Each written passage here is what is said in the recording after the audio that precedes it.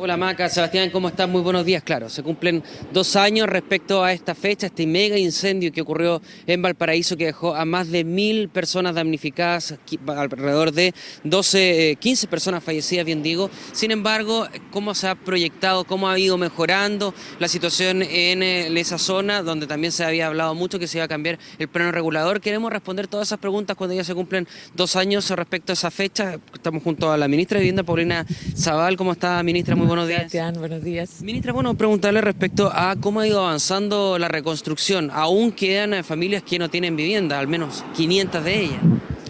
Bueno, yo creo que hemos tenido avances sustantivos, si es que consideramos, tal como ustedes lo han dicho, que este es un mega incendio que dejó al descubierto precariedades inmensas en materia de infraestructura, en materia de seguridad, y que nos ha planteado un desafío gigantesco, no solamente de reponer viviendas, que ya es un desafío, sino que de transformar la vida de los cerros para generar condiciones distintas de seguridad.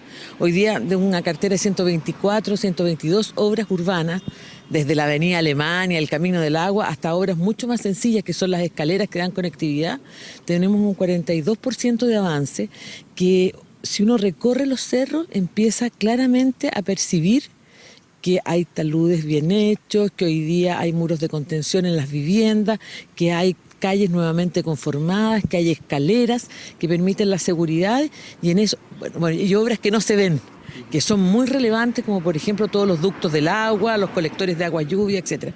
Así que yo diría que en eso hemos avanzado de una manera sustantiva, en una inversión que es muy grande, y este año ya deberíamos iniciar las obras grandes.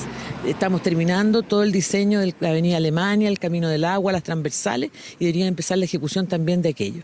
Y en materia de vivienda, son 2.998 las familias que tenemos que atender, y tenemos de eso también un 41% de avance. ¿Qué significa eso? Eso significa que de las 1.243 familias que van a permanecer en los cerros, con las cuales tenemos que reponer las viviendas o repararlas, las reparaciones están concluidas, y en la reposición tenemos un 29% de avance, y donde nos queda el desafío más grande es un 23% que tiene que iniciar obras. ¿Y por qué ese desafío es importante? Porque muchas viviendas de los cerros han debido esperar las obras de infraestructura que le den seguridad y estabilidad a las nuevas viviendas para iniciarse. Y eso ha sido complejo, y de verdad yo reconozco también que ha sido difícil para las familias, porque las familias han querido permanecer en los lugares, en las viviendas de emergencia, en las propias viviendas que han ayudado a construir, mientras se construye su vivienda. Y por otro lado, tenemos a las 1.900 familias que vivían como allegadas, que vivían como arrendatarias o que estaban en lotes que era imposible de regularizar con seguridad, y que esas personas hoy día, el 51% ya está viviendo en sus nuevas viviendas, y tenemos ya en construcción 4 conjuntos habitacionales, que son 680 viviendas aproximadamente, que van a albergar a estas familias. Ahora bien, las familias que no tienen todavía su vivienda todavía están beneficiadas con los subsidios de arriendo y los subsidios de acogida. Pero efectivamente nosotros estamos trabajando hoy día intensamente, en primer lugar para concluir los conjuntos habitacionales que se están hoy día desarrollando para las familias que van a salir del lugar, y para acelerar el tranco en la construcción.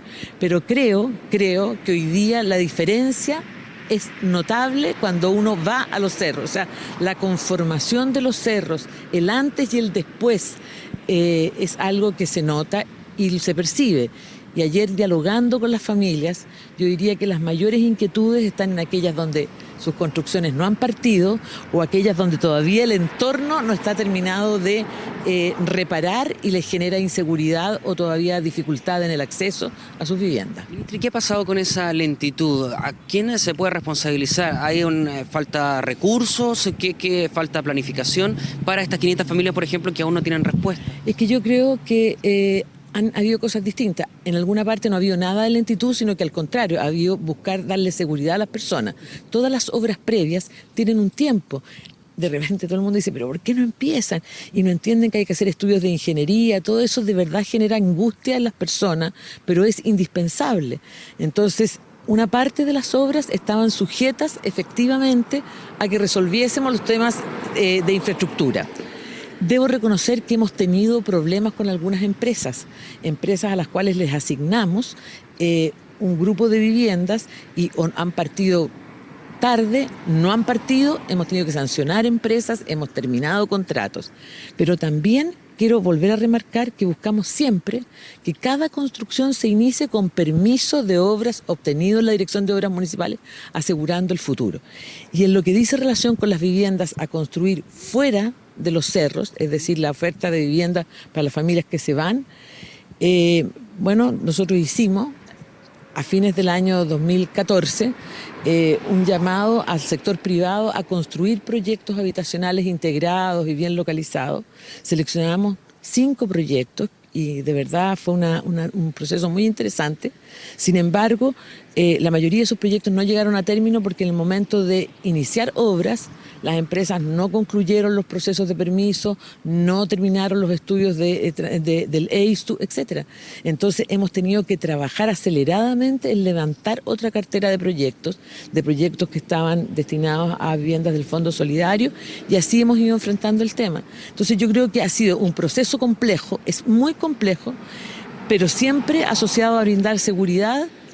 También hemos tenido problemas de ejecución y de gestión que los hemos ido salvando, pero yo diría que lo esencial hoy día es que en la parte de infraestructura habilitante para que el proceso de reconstrucción sea seguro, hoy día tenemos un avance sustantivo que nos permite asegurar que las construcciones de las viviendas que están sobre los cerros van a ir bastante más rápido ahora que lo que han ido hasta el momento. Ministra, respecto a estos proyectos que no han podido concretarse por falta de fiscalización tal vez, o por falta de recursos de las mismas empresas que ofrecen estos servicios a través de la licitación, ¿qué pasa con eso? Porque no es nuevo que el gobierno le tenga problemas respecto a estas empresas. Sin ir más lejos, por ejemplo, algunos hospitales que se habían licitado con algunas empresas privadas que finalmente no tienen los dineros, no tienen los recursos, se forman estas empresas solamente para poder realizar esta construcción, se topan con la situación de que muchas veces el proyecto es muy grande para poder realizarlo. ¿Qué está pasando con la fiscalización? Porque, claro, también se maneja un poco y se trabaja con la expectativa de las familias damnificadas.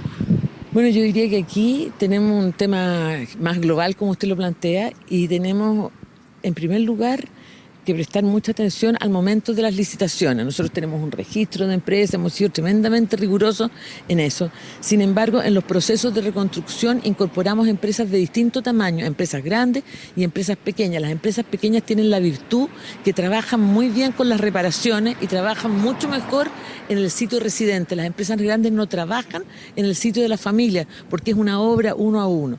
Entonces, tenemos que arbitrar de una manera adecuada la convocatoria a empresas de distinto tamaño y distintas categorías para las distintas obras, un proceso de fiscalización acucioso y tomar medidas oportunas. Ahora, hay un porcentaje siempre en los procesos de construcción de proyectos que se caen. ¿Cómo reparamos eso? Yo creo que básicamente con el diálogo, con estar muy cerca y con tomar las decisiones oportunamente. Y a veces a nosotros mismos nos pasa que decimos, esta empresa está un poquito lenta, pero ¿cómo vamos a dejar este proyecto? Porque significa iniciarlo de nuevo y volver a sacar el permiso. Hemos ido aprendiendo que la decisión tiene que ser tomada inmediatamente. Cuando no se cumple, hay que concluir. Ahora bien, en este caso, yo quiero insistir que no es el tamaño de la empresa lo que da la certeza, sino que es la capacidad de la empresa de cumplir con yo diría que con el volumen de obras que efectivamente comprometió. Y en eso nos obliga a estar presentes permanentemente. Nosotros hemos reforzado la fiscalización, nos hemos coordinado con la Dirección de Obras de la Municipalidad de Valparaíso respecto al tema de los permisos de obras, y ellos también están arriba. Pero al final del día lo que vale, lo que importa, lo que ayuda es el contacto con la familia, porque las familias son las que reportan de la manera más certera si efectivamente una obra está avanzando o no está avanzando como debe. Bien, ministra, muchísimas gracias. Bien, y conversamos con la ministra de Vivienda, Paulina Zavala, entregándonos más detalles respecto a los logros que ha tenido el proceso de reconstrucción y también los desafíos que aún quedan pendientes y los trabajos que se están realizando en Valparaíso luego de este mega incendio que el día de hoy se cumplen 2 años. Maca, Seba.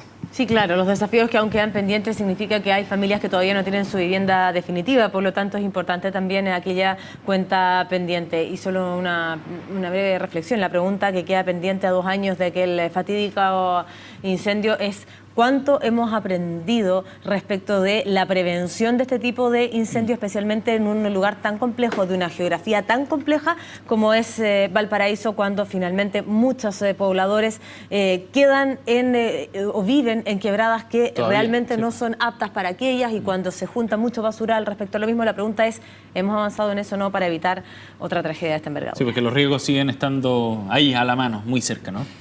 Gracias por ese despacho, Seba. Nos vemos pronto. 7 de la mañana con 28 minutos. Nos vamos a la pausa y volvemos de inmediato con más Mañana en Directo. No se vayan.